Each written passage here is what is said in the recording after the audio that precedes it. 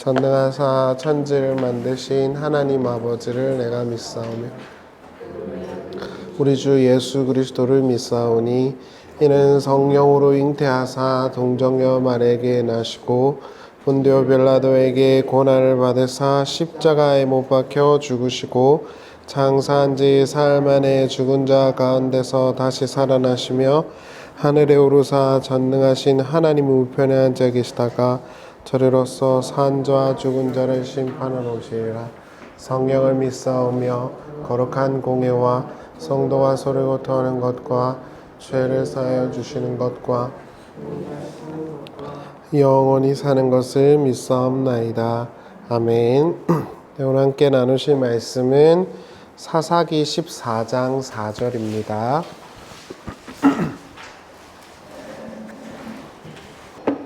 제가 봉독하겠습니다. 그때 블레셋 사람이 이스라엘을 다스린 까닭에 삼손이 틈을 타서 블레셋 사람을 치려 함이었으나 그의 부모는 이 일이 여호와께로 나온 것인 줄은 알지 못하였더라. 아멘. 우리가 지난 시간에 삼손의 수태고지 장면을 함께 나누었습니다. 삼손이 태어난다는 걸 천사가 고지한 것인데요. 거기에서 이제 크게 세 가지 플롯을 볼 수가 있는데, 첫 번째는 아들을 낳지 못하는 여자가 등장한다는 거, 두 번째는 하나님이 개입하신다는 것, 세 번째는 그 아들이 구원 사역을 이루어 가신다는 것. 이것이 이제 그 아이를 낳지 못하는 여자와 관련된 플롯 아주 전형적인 내용이다, 이렇게 보시면 될 것 같아요. 그래서 사라의 아들 이삭, 라헬의 아들 요셉, 그리고 예수 그리스도까지 똑같은 구조로 나타나고 있는 플롯이다, 이렇게 보시면 될 것 같은데요. 주목할 만한 것은 삼손과 예수님은 아주 다르다는 거죠. 삼손은 이제 우리가 살펴보겠지만 거의 다 언약을 위반합니다. 그러나 예수님은 다 이루시죠. 그래서 궁극적으로 예수님의 모형이긴 하지만 예수를 또 정확하게 보여주는 건 아닌 그런 구조다, 이렇게 보시면 될 것 같아요. 그리고 실제로 삼손이 만약에 완벽하게 그걸 다 잃어버리면 예수님을 기다릴 필요가 없는 거고요. 그래서 예수에게로 자꾸 초점이 향해 간다, 이렇게 보시면 되겠습니다. 오늘은 삼손의 두 번째 이야기라고 보시면 되고, 제가 이제 그 신학적인 회심을 김성수 목사님 사사기 26번을 듣고 제가 했거든요. 그때 주제가 이거였어요. 에낙고레. 그래서 제가 여기에서 아주 깊은 감명을 받기는 했습니다.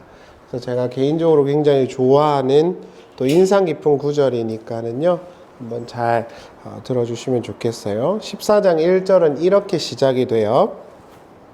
삼손이 딥나에 내려가서 거기서 블레셋 사람의 딸들 중에서 한 여자를 보고 올라와서 자기 부모에게 말하여 이르되 내가 딥나에서 블레셋 사람의 딸들 중에서 한 여자를 보았사오니 이제 그를 맞이하여 내 아내로 삼게 하소서 하매 그의 부모가 그에게 이르되 내 형제들의 딸들 중에나 내 백성 중에 어찌 여자가 없어서 내가 할례받지 아니한 블레셋 사람에게 가서 아내를 맞으려 하느냐 하니, 이렇게 나옵니다. 삼손이 처음으로 등장한 장면이에요. 성인이 돼서. 그런데 첫 번째가 뭐냐면 딥나에 가서 블레셋 여자 하나를 선택하겠다라는 거예요. 우리가 여기서 한 가지 기억해야 되는 건 보다라는 구조예요. 여러분, 이게 이제 좀 이따가도 제가 설명드리겠지만 삼손의 이야기에서 아주 중요한 신체 구조가 하나 있는데 그게 눈입니다. 그래서 여기서도 보면은 이제 좀 이따가 설명드리겠지만 삼손이 블레셋에 내려가서 여자를 보고 데리고 옵니다. 근데 거기서 보다가 라하고 데리고 오다가 락하인데, 이거는 선악과 따먹을 때 쓰였던 동사가 그대로 쓰이는 거예요. 그래서 히브리어 공부를 조금 많이 하는 사람들은 다 아는 구조입니다. 뭔가를 보고 가져가는 거죠. 이거는 이제 성경에서 아주 중요하게 우리에게 말하는 것인데요. 신자가 뭘 보느냐 아주 중요한 것입니다. 우리가 지금 어떤 걸 보고 있고 어떤 걸 생각하고 있느냐, 어떻게 상황을 판단하고 있느냐, 이거 아주 중요한 거예요. 그래서 자기가 마주하고 있는 삶에서 하나님과 믿음으로 하나님을 보지 못하고 세상적인 눈으로 보는 사람들은 반드시 그 대가를 치릅니다. 실제로 삼손이 자기 눈에 보기에 좋은 대로 행했는데 나중에 16장에 가면 어떤 형벌을 받죠? 눈이 뽑힙니다. 이게 여러분들이 알고 있는 율법의 공식 그대로죠. 눈에는 눈으로, 이에는 이로. 그래서 눈으로 자기 눈에 보기 좋은 대로 했는데 그 눈이 뽑혀요. 그러니까 성경은 독자들에게 이걸 우리에게 말하려고 하는 겁니다. 니네 눈에 보기에 좋은 대로 하면 망해. 그럼 누구 눈에 보기에 좋아야 될까요? 하나님이겠죠. 실제로 16장 21절에 보면 이런 말씀이 있죠. 블레셋 사람들이 그를 붙잡아 그의 눈을 빼고, 왜 꼭 굳이 눈을 뺐을까요? 다른 것도 할 수 있잖아요. 근데 눈을 뺐어요. 아인을 빼버렸어요. 끌고 가사에 내려가 놋줄로 매고 그에게 옥에서 맷돌을 돌리게 하였더라. 그의 머리털이 밀린 후에 다시 자라기 시작하니라. 이렇게 나오죠. 그러니까 삼손 플롯에서 먼저 우리가 기억해야 되는 건 우리가 어떻게 보고 어떤 생각을 하느냐가 굉장히 중요하다는 거예요. 그러니까 어떤 어플리케이트를 말하는 게 아닙니다. 하나님 아버지께서 우리에게 주시는 하나님의 약속과 은혜를 볼 것이냐, 아니면은 그거를 내 눈에 좋고 내 판단에 좋은 걸로 볼 것이냐, 이건 아예 달라요. 제가 제 설교를 꼭 들으라고 말씀 안 드리는데 지난주 금요일날 올려놓은 거 꼭 여러 번 들으시길 바래요. 제가 너무 은혜를 받은 구절이라. 여러분, 그 창세기 37장에 보면은 정말 놀라운 건데, 이거는 진짜 너무 놀라운 건데, 요셉이요 구덩이에 빠져요. 요셉이 구덩이에 빠지는데 히브리 성경이 전부 다 보르라고 써놨어요. 보르라는 건 지하 감옥이고 지옥 같은 거예요. 나올 수가 없다는 뜻이에요. 근데 딱 한 구절 22절에 보면 요셉이 아버지에게 돌아오게 하려고 함이라, 거기는 다바르를 써놨어요. 한글 성경은 똑같이 한 구덩이라고 써놨거든요. 근데 히브리 성경은 다릅니다. 뭘 말하냐 하면요, 어떤 사람들이 볼 때는 그 고난과 어려움이 죽음 같을 수도 있고요, 어떤 사람들이 볼 때는 그걸 통해서 하나님의 역사가 시작된다고 볼 수도 있는 거예요. 성경이 그걸 아주 교차스럽게, 아주 뭐라 해야 될까요, 멋있게 써놓은 겁니다. 삼손도 마찬가지죠. 얘가 내려가서 블레셋 여자를 보고 자기 마음에 들었다 그러거든요. 그러니까 이거는 성경에서 아주 우리에게 정확하게 전달하려는 바가 있는 거예요. 니네가 뭘 보고 뭘 듣고 뭘 생각하는가가 너네의 결국을 만들 수도 있다라는 거예요.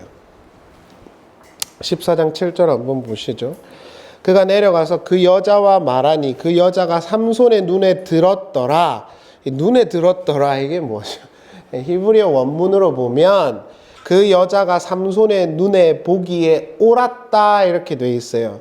여기서 그 들었더라에 상응하는 히브리 말이 야샤르인데 옳다 이란 뜻이에요. 그래서 제가 인터넷에 찾아보니까 이스라엘 사람들이 이렇게 길가를 가다가 저기로 가세요 그러면 표지판이 있을 거 아닙니까? 걔네도 그 표지판이 야샤르예요. 옳다 이 소리예요. 딱 맞다 이란 뜻입니다. 그러니까 삼손의 눈에 보기에는 그게 너무 옳았다 이렇게 나오는데, 이게 여러분 삼손만 그냥 눈에 보기에 좋았더라 이 이야기를 하는 게 아니라 이스라엘의 상태를 말하는 것입니다. 이스라엘도 이렇게 말하죠. 17장 6절 한번 보세요. 그때 이스라엘의 왕이 없었으므로 사람마다 자기 소견에 옳은 대로 행했다. 똑같은 구조예요. 소견, 아인, 옳은 대로, 야샤르, 똑같은 단어예요. 21장 25절을 보세요. 그때 이스라엘의 왕이 없으므로 사람이 각기 자기의 소견에 옳은 대로 행하였더라. 똑같은 단어예요. 소견, 눈. 그 다음에 옳은 대로, 이것도 아샤르예요. 그러니까 삼손의 이야기는 결국 삼손 한 사람의 이야기가 아니라 뭘 보여주는 거냐 하면 후기 이스라엘의 어떤 상태를 묘사하고 있는 것입니다. 하나님을 찾지도 않고 하나님에게 관심도 없고 온전히 자기 눈에 보기 좋은 대로 행하고 자기가 판단했을 때 옳다고 생각하는 것만 행하는 사람들, 하나님이 전혀 없는 사람들, 그게 이스라엘이죠. 그리고 이 이스라엘을 응집해서 보여주는 인물이 삼손입니다. 우린 그래서 삼손을 절대 그럴 일은 없겠지만 닮아가서는 안 되는 거예요. 지난 시간에도 나누었지만 문제는 이런 것입니다. 삼손은 나시린이었다는 것이죠. 이스라엘도 하나님이 택한 민족이잖아요. 나시린은 세 가지를 지켜야 합니다. 이거는 이제 나중에 성경 시험 보시면 나옵니다. 나시린은 첫 번째로 시체를 만지면 안 됩니다. 그래서 그 하나님께 바쳐진 나시린들은 부모가 장례가 나도 안 가요. 규칙이에요. 사체를 만지면 안 돼요. 자, 사체를 만지면 안 된다. 이게 나시린 첫 번째인데, 그 다음 이제 제가 설명드리겠지만 삼손이 제일 먼저 한 행동이 뭔지 아세요? 죽은 사자의 시체를 만집니다. 바로 어겨요. 만지면 안 되거든요. 두 번째는요, 머리를 자르면 안 돼요. 이것도 나중에 16장에 가면은 자르죠. 그 다음에 마지막으로 독주와 포도주를 마시면 안 돼요. 그런데 삼손이 허구한 날 잔치집에 가거든요. 당연히 포도주와 독주 마셨겠죠. 나시인으로 드려졌지만 약속을 한 개도 안 지킵니다. 누구랑 똑같은 거라고요? 이스라엘이랑 똑같은 거예요. 그리고 더 나아가서 타락한 인간을 보여주는 거예요. 하나님과의 언약을 하나도 지키지 못한 인간들, 그걸 보여주는 것이죠. 그러니까 삼손의 이야기는 사실 죄를 짓고 하나님과의 약속을 지키지 못하는 우리 인간이 그 안에 응집되어 있다고 보시는 게 맞겠죠. 삼손은 가장 인간적인 인물이니까는요. 물론 블레셋 여자를 자신의 아내로 삼는 건 나시린의 조항을 어기는 건 아니지만 율법의 전체적인 계명에서 보자면 완벽하게 율법을 어긴 겁니다. 신명기 7장 1절을 보세요. 내 하나님 여호와께서 너를 인도하사 내가 가서 차지할 땅으로 들이시고 내 앞에서 여러 민족 헷 족속과 기르가스 족속과 아모리 족속과 가나안 족속과 브리스 족속과 히이 족속과 여부스 족속 곧 너보다 많고 힘이 센 7 족속을 쫓아내게 하실 때 내 하나님 여호와께서 그들을 내게 넘겨 내게 치게 하시리니 그때 너는 그들을 진멸할 것이라. 그들과 어떤 언약도 하지 말 것이요 그들을 불쌍히도 여기지 말 것이며. 자, 여기가 이제 밑줄이죠. 또 그들과 혼인하지도 말 것이니 이렇게 나옵니다. 그래서 유대인들은 이방 여자와 결혼하는 것을 굉장한 율법의 금기로 봅니다. 최근에 유대 랍비들의 글도 그렇고요. 제가 요즘에 랍비들의 글에 대해서 많이 하잖아요. 그래서 그런 걸 이제 많이 보거든요. 재밌어요. 유대인들이 어떻게 보는가, 이게. 한국인들보다 훨씬 나아요. 따라서 율법의 큰 이해에 따르면은 삼손이 블레셋 여자와 결혼했다는 건 율법을 전체적으로 어긴 것입니다. 여러분, 한 가지만 더 첨언하자면요. 저는 이제 성경을 강의하고 싶어서 그냥 차분하게 설명만 드릴게요. 제 개인적인 어떤 감정을 최대한 빼고. 원래 율법은요, 규칙을 잘 보면 한 가지 큰 대전제가 있어요. 율법 뭐 하지 마라, 하라 이런 게 많잖아요. 근데 율법에서 큰 대전제 하나가 있는데 그게 뭔지 아세요? 기억하세요? 혼합금지입니다. 다시요. 혼합금지예요. 그러니까 다시 말하면 이런 거랑 같아요. 섞으면 안 돼요. 그러니까 여기서도 이스라엘 사람들이 블레셋 사람들이랑 결혼을 하는 건 섞는 거잖아요. 그 안 되는 거예요. 그래서 이스라엘 사람들은요, 씨도 여러 개 섞어서 뿌리질 않았어요. 율법에 그렇게 하지 말라 그래요. 혼합은 절대 안 되는 것이거든요. 그러니까 이 삼손이라는 사람 자체가 지금 얼마나 율법과 무관한지를 보여주는 거예요. 그리고 이 안에는 누가 있는 것이냐면 사실 우리가 있는 것이죠. 하나님 아버지의 말씀과 약속을 믿지 못하는 우리 말이죠. 조금 드라이해지니까 제 이야기를 하나 해드리자면, 이번 주에 이제 어떤 사람이 저를 찾아온다 해가지고 경찰관을 불렀거든요. 그리고 난 다음에 제가 경찰서를 몇 번 왔다 갔다 하면서 이제 보호를 요청을 하려고 했는데 어떤 생각을 했냐면, 하나님이 보호해 주신다 그러는데 이걸 어떻게 해야 되나? 근데 이게 잘 안 믿어져요. 그러니까 저희 어머니는 아유 믿음 없다 그러시죠. 근데 잘 안 믿어져. 우리 인간이 그렇잖아요. 하나님의 약속은 분명히 있지만 그걸 믿고 순종하고 따라가기 쉽지 않아요. 이것도 마찬가지죠. 삼손이라는 이 인물 자체가 어떻게 보면은 쓰레기죠. 양아치고요. 그러나 그럼에도 불구하고 그 속에 우리 인간이 들어와 있다는 걸 생각해서 보시면 이야기가 좀 더 재밌겠죠. 사사기 14장 5절을 보겠습니다. 삼손이 그의 부모와 함께 딥나에 내려가 딥나의 포도원에 이른즉 젊은 사자가 그를 보고 소리 지르는지라 여호와의 영이 삼손에게 강하게 임하니, 여기서부터 이제 꼭 기억하실 게 여호와의 영이에요. 삼손 이야기에서 여호와의 영이 엄청 등장합니다. 자, 다 찾아드릴게요. 그가 손에 아무것도 없이 그 사자를 염소 새끼 찢는 것 같이 찢었으나 그는 자기가 행한 일을 부모에게 알리지 아니하였더라. 그 밑절에 제일 끝줄에 보시면 사자의 죽음을 본즉 사자의 몸에 벌떼와 꿀이 있는지라 이렇게 나오죠. 그러니까 죽은 사자의 시체를 얘가 만지는 거예요. 그리고 거기서 꿀을 떠가지고 먹습니다. 그러니까 이거는 뭐죠? 죽은 사체를 만지지 말라는 나시린의 조항을 위반한 거예요. 그리고 좀 이따가도 설명드리겠지만 이런 게 진짜 제가 설명을 할 수 없어서 너무 안타까운데, 삼손이 나중에 블레셋 사람들을 뭘로 죽이죠? 맞추시면 이게 진짜 선물을 드려야 되는데, 댓글창을 닫아놓고 기프티콘을 준다 그러면 어떡하냐고. 삼손이 뭘로 죽이죠? 당나귀 뼈로 죽입니다. 여러분, 저는 그런 생각을 했죠. 무슨 당나귀 뼈야? 뭐 왜 그런 걸 세놓은 거야? 근데 여러분 꼭 기억하실 게 하나 있어요. 당나귀 뼈는 뭐예요? 죽은 사체잖아요. 하나님이 부정한 삼손을 통해 구원을 이루신 거예요. 인간의 부정하고 더러운 역사를 통해서 하나님이 당신의 역사를 이루신 거라고요. 그걸 보여주는 것이거든요. 그런데 어찌됐든 간에 삼손은 죽은 시체를 아무렇지 않게 만집니다. 나실일인데. 우리가 지난 시간에도 나눈 것이지만요, 삼손의 담론에서 아주 특별한 게 하나 있어요. 여러분, 이거는 성경을 항상 보실 때 생각을 잘 해보시면 좋은데요, 삼손의 이야기에서 다 빠진 이야기가 있어요. 그게 뭐냐 하면 지난 시간에 말씀드렸지만 종교 행위가 없습니다. 제가 요셉 그 설교할 때 진짜 꼭 요셉 설교는 들으세요. 진짜 너무 잘한 거라. 제가 원래 이런 말 잘 안 하는데, 요셉 설교에서도 요셉에게 하나님이 직접 말하지 않아요. 그 뒤에 야곱한테는 나타나시거든요. 그러니까 요셉한테는 한 번도 안 나타나요. 그게 의도된 거예요.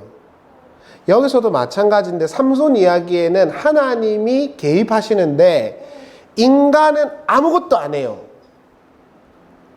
이게 성경이 우리에게 던지는 메시지입니다. 아주 타락하고 아주 넘어지고 아주 쓰러진 너희 인간을 내가 가만히 둘 수가 없다는 걸 강조하는 거예요.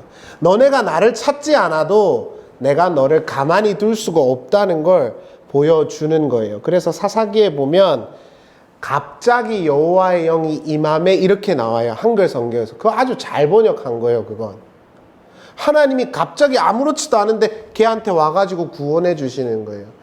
이러한 플롯은 결국엔 뭘 말하고자 하냐면 하나님의 주권과 능력을 강화하는 거예요. 인간이 아무리 노력하고 인간이 아무리 기도해도 아무리 바래도 하나님은 응답하지 않아. 그러나 너네가 날 찾든 안 찾든 내가 선택한 일, 내가 결정한 일은 내가 이룰 거야. 그게 지금 삼손의 플롯에서 분명하게 드러나는 거예요. 그래서 우리가 제가 전술했지만 어떤 이들에게는 야곱의 구덩이가 지하 감옥인 것이고요, 어떤 이들에게는 시작인 광야인 거예요. 하나님이 나에게 어떤 뜻을 품고 있는지를 잘 이해하면 그게 광야가 되고, 하나님 아버지의 뜻과 무관하게 상황을 봐버리면 그게 한 웅덩이 지옥이 돼요. 그래서 유대 랍비들의 글을 보면 요셉이 구덩이에 빠진 걸 포로기에 빠진 걸 은유한다라고 해석도 하는 거예요. 사사기 14장 4절 한번 보세요. 그때 블레셋 사람이 이스라엘을 다스린 까닭에 삼손이 틈을 타서 블레셋 사람을 치려 함이었으나 그의 부모는 이 일이 여호와께로부터 나온 것인지를 알지 못하였더라. 이 말은 뭘 말할까요? 삼손이 다 계획하지 않았다는 뜻이에요. 자기 부모도 몰랐다는 뜻이에요. 아무도 이러한 일을 의도하지 않았다는 거예요. 누구만 제외하고? 하나님만 제외하고. 이게 삼손의 플롯이 우리에게 강력하게 독자들에게 던지는 겁니다. 너네가 아무리 타락하고 너네가 아무리 쓰러지고 니네가 아무리 나와 무관한다 할지라도 내가 너희를 향하여 품은 그 뜻은 절대로 변하지 않고 이루어질 거야 라고 말하는 것이죠. 그래서 제가 누차 말씀드리지만 성경의 핵심은 하나님은 사랑이다가 아니라 하나님은 신실하시다인 겁니다. 삼손에게 일어난 일들은 모두 다 하나님이 그렇게 행하신 거예요. 구속사적인 관점에서 보면 대부분의 플롯들은 인간이 하나님 앞에 얼마나 율법을 어겼는지를 보여줍니다. 그리고 하나님의 입장에서 보면 그럼에도 불구하고 그들을 왜 버릴 수 없는지를 보여주는 게 성경의 역사죠. 그 이야기가 고스란히 들어오는 것이 삼손의 이야기인 거예요. 자, 중간 정리를 해볼게요. 자, 어려운 거 다 자체하고 원래 일타 강사들은 설명을 잘하거든요. 어려운 거 싹 다 치우고 딱 한마디로 정리하면 삼손의 이야기는 하나님의 주권을 보여주시는데 이거를 오늘 읽는 우리에게 하나님이 하시고자 하시는 메시지는 뭐냐 하면 니네가 잘하든 못하든 기도를 하든 기도를 하지 않든 예배를 드리든 드리지 않든 내가 너를 통하여 이루어가고자 하는 일은 절대로 흔들림 없이 이루어질 것이다 라는 걸 강조하는 거예요. 그걸 우린 약속으로 받는 거죠. 그래서 저는 성경을 볼 때 치유를 얻어요. 옛날에는요, 성경 보는 게 힘들었어요. 왜냐하면은 대부분 다 이 고난주간이라 가지고 특세를 하더라고요. 아, 특세해야지. 아, 이거 안 하면 하나님의 고난에 참여 안 하는 것 같아. 막 이런 부담감이 있었거든요. 근데 성경은 그런 걸 우리에게 강요하지 않아요. 성경은 하나님이 주인공인 것이거든요. 실제로 이러한 나신인 삼손을 위기 때마다 구한 건 전술했지만 야훼의 신입니다. 사사기 14장 5절을 보세요. 삼손이 그의 부모와 함께 딥나에 날아가 딥나의 포도원에 이른즉 젊은 사자가 그를 보고 소리 지르는지라 여호와의 영이 삼손에게 강하게 임하며, 이거 잘한 번역인데 라차트인데 이게 돌진한다는 뜻이에요. 예를 들어 갖고 옛날에요, 제가 해수욕장 가잖아요. 그럼 애가 이렇게 바다로 들어가요. 그러면 아빠가 그거 보고 있다가 어떻게 해요? 달려가고 갑자기 채워올 거 아닙니까? 이거 고단어예요. 삼손이 지 마음대로 살아요. 그래서 죽을 위기에 빠졌어요. 그러니까 하나님 보고 있다가 잽싸게 내려오셔갖고 구해주는 거예요. 그러니까 이렇게 일관되게 배신적인 아이콘 삼손을 하나님이 얼마나 사랑하시는지, 그리고 타락한 인간을 하나님이 얼마나 사랑하시는지를 보여주는 거예요. 14장 19절을 보시죠. 여호와의 영이 삼손에게 갑자기 임하심에, 요 잘한 번역입니다. 갑자기 임하심에 삼손이 아스글론에 내려가서 그곳 사람 30명을 쳐 죽이고, 여호와의 영이 또 갑자기 임하죠. 그러니까 이것은 결국 하나님이 모든 일을 주관하고 계시다라는 것을 보여주는 분명한 플롯인 거죠. 그러면은 우리는 어떨 것이냐? 열심히 사세요. 그러나 걱정하지 마세요. 하나님이 우리가 위험과 위기에 빠질 때마다 우리를 구하실 것이니까. 그게 삼손의 이야기를 통해서 우리에게 계속 던지는 것입니다. 삼손이 하나님 성령 충만하게 해주세요, 방언 주세요, 그런 게 있습니까? 하나도 없어요. 하나님은 인간에 의해 끌려다니지 않습니다. 하나님이 인간을 끌고 가는 거지. 사사기 15장 14절을 보실래요? 삼손이 레이의 이름에 블레셋 사람이 그에게로 마주 나가며 소리 지를 때 여호와의 영이 삼손에게 갑자기 임하시면, 이거 아주 잘한 번역이에요. 갑자기 뜬금없이 하나님이 개입하시는 거예요. 이것이 하나님께서 얼마나 타락한 인간들을 사랑하시는지를 보여주는 전형적인 구간인 것이죠. 이러한 일을 행하시는 것이 성령인 것이죠. 여러분, 그래서 저는 이렇게 생각합니다. 내가 이렇게 살아가다가 하나님 아버지께서 나를 이렇게 인도해 주셨네? 그런 생각이 드시잖아요? 드실 때가 있으시죠? 그럼 반드시 성령이 개입한 것입니다. 그렇게 보셔야 돼요. 나 지금 방언하고 있네, 이게 중요한 게 아니란 말이죠. 여기서 이제 주목해야 되는 건 삼손이 블레셋 사람들을 나중에 죽이는데 1,000명을 죽이는데 당나귀 턱뼈를 갖고 죽입니다. 아까도 전수를 했지만 당나귀 턱뼈는 뭐예요? 갑자기 뜬금없이 나시린이 사용하면 안 되는 것이 당나귀 턱뼈입니다. 당나귀 턱뼈는 당나귀가 죽어야 가져올 수 있는 거잖아요. 사체라고요. 근데 하나님께서는 야, 너는 어떻게 율법을 하나도 안 지키네? 이런 게 아니라 부정한 삼손과 부정한 당나귀 턱뼈로도 이스라엘을 구원했습니다. 그래서 유대 랍비들은 이런 말을 쓰더라고요. 악인이라 할지라도 여호와의 칼날로 사용하실 수 있다. 잠언서 16장에 나오는 말이에요. 누차 강조하여 말씀드리지만 삼손은 사람, 지극히 사람입니다. 그러나 여호와의 영이 그에게로 돌진하여 그를 세우신 것이고 구원하여 주신 것입니다. 이것이 삼손의 플롯이 우리에게 던지는 아주 중요한 메시지입니다. 하나님이 너를 가만히 둘 수가 없다라는 거예요. 그런데 한 가지 이제 우리가 별전처럼 봐야 되는 게 있는데 제가 이 설교를 듣고 신학적인 회심을 한 겁니다. 이 구절이요. 저는 유명한 어거스틴이나 이런 깔뱅이나 이런 사람들 보면 다 로마서로 회심했다 그러는데 저는 이거 설교 듣고 회심을 했어요. 이 구절을 딱 듣고. 제가 김성수 목사님 설교를 잘 안 들었는데 전도사, 처음에 제 옆에 있던 동료 전도사가 저한테 추천해 줬거든요. 근데 제가 처음에 그랬어요. 이상하다 제가 그랬거든요. 그때는 제가 열심히 그 부흥에 심취해 있던 때라. 근데 목회를 1년 하고 난 다음에 잘 안 되는 거예요. 뜻대로. 그래가지고 제가 아직도 안 잊어버려요. 인천에 있는 부평에 있는 카페에 앉아가지고 제가 사사기 26번을 딱 보고 거기서 제가 어떤 생각을 했냐면 나는 종교 생활했구나 이 생각을 바로 했어요. 그게 이 본문이었거든요. 한번 보실래요? 15장 18절입니다. 삼손이 심히 목이 말라. 자, 여기서부터 밑줄을 치면서 볼게요. 자, 목이 말라 여호와께 부르짖었답니다. 여러분, 처음으로 종교적 행위가 등장합니다. 그런데 꼭 기억하실 게 하나 있어요. 뭐죠? 삼손이 힘들고 어려워서 기도한 게 아니에요. 목이 말랐다는데요? 왜 목이 말랐죠? 그 윗절을 보면 삼손이 1,000명을 때려 죽입니다. 엄청난 업적과 아웃컴을 가졌다고요. 근데 목이 말랐대요. 그럼 이건 진짜 목이 마른 거예요? 아니면 영적으로 목이 마른 거예요? 둘 다겠죠.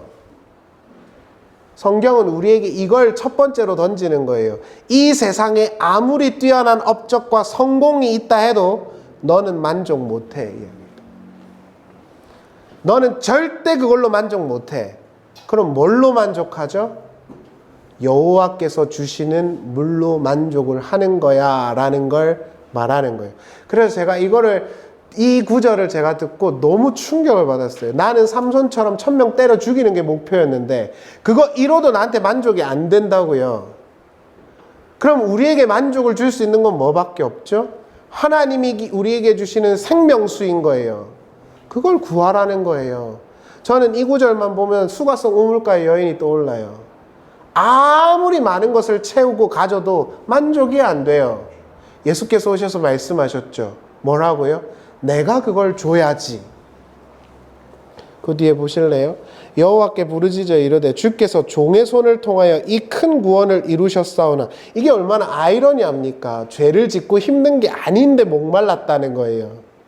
내가 이제 목말라 죽어서 할례 받지 못한 자들의 손에 떨어지겠나이다 하니 하나님이 레이에서 한 우묵한 곳을 터뜨리시니. 자, 우묵한 곳 밑줄 부탁드립니다. 일단 터뜨리시니 밑줄 물 밑줄 쳐주시기 바랍니다. 자, 물이 솟아나오는지라 삼손이 그것을 마시고 정신이 회복되어 소상하니 그러므로 그 샘 이름을 에낙고레라고 불렀으며 그 샘이 오늘까지 레이에 있더라. 이렇게 나옵니다. 여러분, 여기서 우묵한 곳에서 물을 터뜨렸다. 우묵한 곳이라는 히브리어 용례나 고대 근동의 사용 용례를 보면 거의 없어요. 절구 아시죠? 저는 도시 사람이라 잘 몰라요. 유머인데 아무도 이렇게 파여 있잖아요. 그래가지고 찢는 거잖아요. 이 절구란 뜻입니다. 우묵한 곳이 이렇게 파여 있다는 뜻이에요. 그래서 제가 찾아봤는데 영적인 의미가 있겠지 이러고 찾아봤는데 하나도 없어요. 그래가지고 아 망했다. 내일 설교 어떡하지? 근데 터트리시니가 역시 성경은 기가 막혀. 터트리시니가 중요한 거예요. 터트리시다. 이게 찢다라는 뜻인데 모세오경에서 가장 극적인 장면에 등장을 합니다. 자, 출애굽기 14장을 보시죠. 모세가 바다 위로 손을 내밀매 여호와께서 큰 동풍이 밤새도록 바닷물을 물러가게 하시니 물이 자 갈라져. 이거 밑줄 쳐보실래요? 갈라져. 똑같은 단어예요. 박하예요. 21절 보시죠. 여호와께서 모세에게 이르시되 내 손을 바다 위로 내밀어 물이 애굽 사람들과 그의 병거들과 마병 위로 다시 흐르게 하라 하시니 이렇게 나오죠. 여기서도 내밀어서 여기서는 번역이 안 돼 있는데 박하가 들어와 있어요. 그 마른 곳이 다시 들어온다는 뜻이에요. 여러분 이런 겁니다. 정리를 하면 삼손이 우묵한 곳에서 물이 터진 걸 봤어요. 근데 이거는 결국 뭘 말하는 거냐 하면 이스라엘을 홍해에서 구원하셨던 하나님을 떠올리게 하는 표현인 것이고 한 가지 너무 잘 들으시기에 오신 분들은 첨언하자면 유대 랍비들은 모세가 반석에서 물을 터뜨리죠. 그 내용이랑 이 내용을 결부하여 이해합니다. 반석에서 물을 터뜨린 것. 말씀을 마치겠습니다. 삼손의 담론에서 엄마, 아버지, 삼손 전부 다 하나님과 멀리 있어요. 지금부터 잘 정리하시면 다 들으신 거예요. 멀리 있어요. 언약과 먼 사람이에요. 그러나 하나님이 그를 낳게 하셨어요. 그러나 하나님과 먼 사람이에요. 우리랑 비슷한 거죠. 우리도 하나님이 선택하셨지만 대부분 세상에서 방황하고 죄짓고 살았을 테니까. 그러나 하나님이 우리를 가만히 두실 수가 없어서 우리에게 돌진하셔서 우리를 구원의 사역에 동참시키신 거예요. 이건 전적인 하나님의 은혜인 것이고 하나님의 능력인 것이죠. 앞서도 전술했지만 저는 삼손의 이야기를 들을 때마다 수가성 우물가의 여인이 생각나요. 수가성 우물가의 여자는 창녀일까요? 아닐까요? 이런 것도 대부분 다 창녀라고 생각하거든요. 왜냐하면 남편이 6이다 그러잖아요. 그럼 남자가 6이라 그래야지 왜 남편이 6이라 그래요? 학자들마다 의견이 다 다르긴 하지만 수가성 우물가의 여인은 다말처럼 결혼만 하면 남편이 죽었을 것이다 라고 보는 게 맞을 것 같아요. 그런데 만족이 안 돼요. 예수님께서 오셔서 말씀하시죠. 내가 네 남편이 돼야지. 그랬더니 이 여자가 메시아를 만났다 그래요. 우리는 사실 이 땅에 있는 어떤 것으로도 만족이 안 되잖아요. 그게 우리의 죄성인 거고. 제가 한 가지 여담으로 설명을 드리면 제가 요즘에 느끼는 거는요. 저도 일을 진짜 많이 하는 편이거든요. 근데 은근히 그거가 중독이 돼요. 제 고백을 하는 거예요. 중독이 돼요. 그래서 이 정도면 됐다 해야 되는데 그게 잘 안 돼요. 뭔가 더 이루어야 만족이 될 것 같은 거죠. 통장 잔고도 옛날보다 더 나아져도 더 뭔가 채워져야 안전할 것 같다. 그쵸? 안 돼요. 어떤 것으로도 만족이 안 돼요. 그래서 삼손이 1000명을 때려 죽이고 난 다음에 목이 마르던 거예요. 그래서 하나님께 기도했더니 하나님이 주신 것이죠. 오늘은 부활절이라고 하죠. 저는 찬송가 160장을 제일 좋아해요. 부활절에서. 부활하신 예수님은 인간의 계략과 권모와 술수와 배신 때문에 죽으셨죠. 그러나 그분은 살아나셨어요. 그리고 그 죽음과 인간의 죄를 이기셨죠. 그리고 우리에게 이렇게 말씀하셨죠. 너도 나와 같이 영생할 것이다. 그래서 저는 부활절이 가장 교회력 중에서는 최고라고 생각하고 좋다고 생각해요. 여러분 너무 힘든 시간이죠. 그럼에도 불구하고 하나님께서 우리를 구원해 주시는 일은 계속될 것이라는 것, 그걸 믿는 것이죠. 여러분 말씀을 마치면서 한 가지만 더 말씀드릴게요. 이거는 제가 그때 금요일 날 못한 건데 너무 설교를 길게 하면 또 욕먹으니까 못한 건데, 여러분 보르라는 단어를 찾아보면 한 명 더 빠진 적이 있습니다. 그 요셉이 빠진 한 구덩이에 빠진 똑같은 의미로 빠진 사람이 하나 있어요. 이건 진짜 맞추시면 제가 못 맞추실 거라 확신합니다. 저도 몰랐거든요. 예레미야입니다. 예레미야가 이스라엘 백성들한테 바벨론이 멸망할 때 거기에 갇혀 있습니다. 근데 하나님께서 이방인을 통해서 걔를 구원해 주시죠. 그러니까 저는 그런 생각이 들어요. 우리가 지금 당면한 사실이 사실 보르 같은 거예요. 지옥 같은 거. 그렇지만 하나님의 입장에서 보면 그게 시작인 거예요. 유대 랍비들이 그렇게 말하더라고요. 보르는 종착지, 종말. 다바르, 광야는 시작지. 하나님의 뜻이 시작되는 곳이라는 것이겠죠.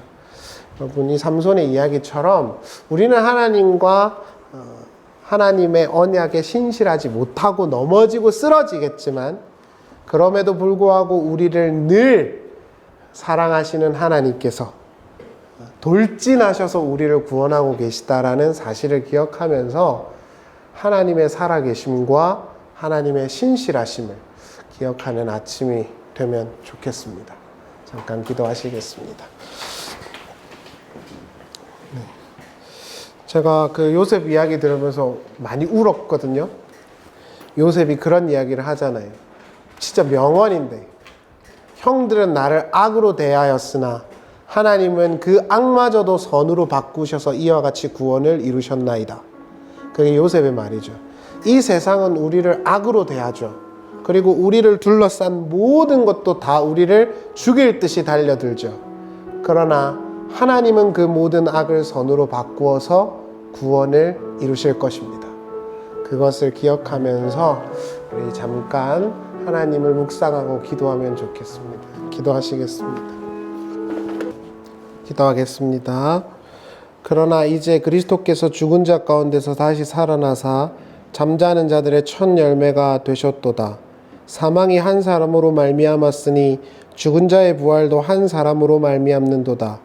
아담 안에서 모든 사람이 죽은 것 같이 그리스도 안에서 모든 사람이 생명을 얻으리라. 만일 죽은 자들이 다시 살아나지 못하면 죽은 자들을 위하여 세례를 받는 자들이 무엇을 하겠느냐? 어찌하여 그들을 위하여 세례를 받겠느냐? 또 어찌하여 우리가 언제나 이러한 위협을 무릅쓰겠느냐? 형제들아, 내가 그리스도 예수 우리 주 안에서 가진 바 너희에 대한 나의 자랑을 두고 단언하노니 나는 날마다 죽노라. 아멘. 죽은 자 가운데서 부활하신 우리의 구원자 예수 그리스도, 당신의 사역과 당신 속에서 드러난 하나님의 약속의 성취를 깨달으며 하나님과 그 일을 이루신 예수 그리스도를 찬송합니다. 지금도 살아계셔서 우리를 향하여 일관된 마음과 사랑으로, 애정으로 우리를 향해 계시는 하나님의 그 사랑을 예수를 통해서 확증받고 입증받습니다.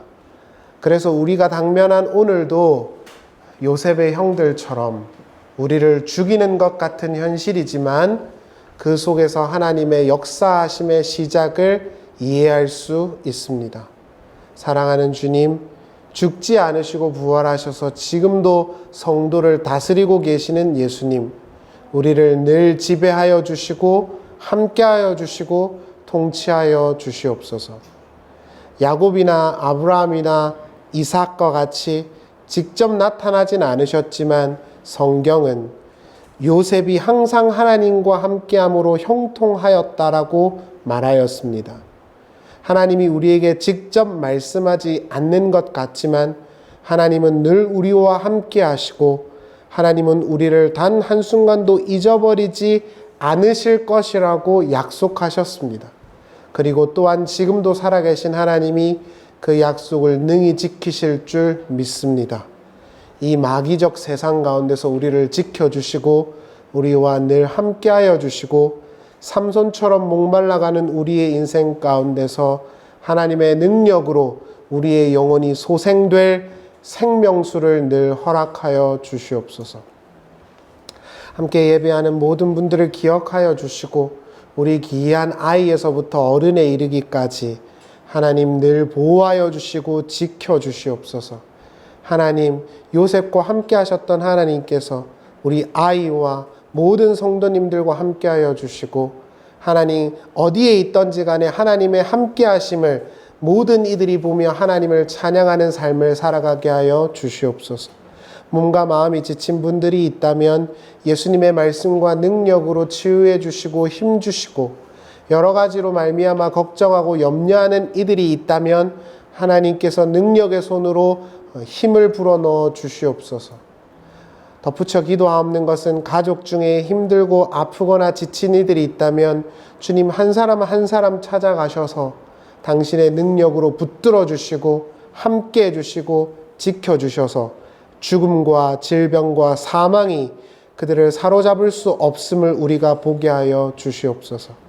사랑하는 주님, 돌아가는 발걸음도 지켜주시고 예수님이 살아계시다라는 것이 얼마나 든든한지 감사합니다. 그 사실을 잊지 않고 하루하루 잘 살아가는 우리가 되게 하여 주시옵소서. 주 예수 그리스도의 은혜와 하나님의 사랑과 성령의 교통하심이 사랑하는 성도님들과 함께 하시기를 간절히 축원하옵나이다. 아멘.